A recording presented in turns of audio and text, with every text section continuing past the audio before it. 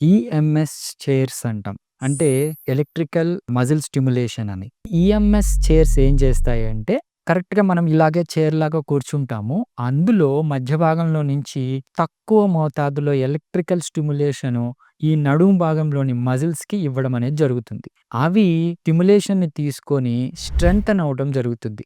ఆ నడుము భాగంలోని మజిల్స్ స్ట్రెంథెన్ ఎలాగా? వాటి రక్త ప్రసరణ ఇంప్రూవ్ అవుతుంది.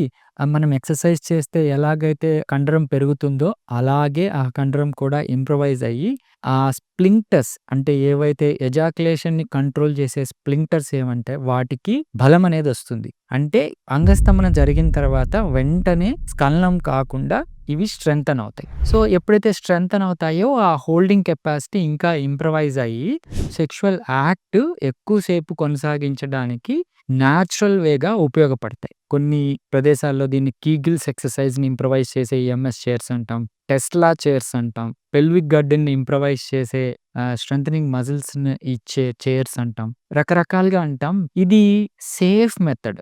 వన్ ఆఫ్ ద లైఫ్ స్టైల్‌ని ఇంప్రొవైజ్ చేసే టెక్నిక్ అనొచ్చు. కొంతమందిలో మలద్వారము కొద్దిగా వీక్ అవ్వడము, ఈవెన్ మనకు యూరిన్ పోసేటప్పుడు ఈ ప్రోస్టేట్ ఇష్యూస్ వల్ల యూరిన్ ఆగకపోవటము, ఇలాంటివి కూడా ఇంప్రొవైజ్ అవుతాయి. ఎందుకంటే అక్కడుండే స్ప్లింక్టర్స్ అన్నీ స్ట్రెంథెన్ అవ్వడం జరగడం వల్ల కరెక్ట్‌గా ఈ ద్వారాలు కంట్రోల్ చేసే స్వభావం అనేది ఇంప్రొవైజ్ అవుతుంది. ఈ నడుము భాగంలోనే కదా ఎక్కువ ద్వారాలుండేటివి. అవంతా స్ట్రెంథెన్ అవుతాయి.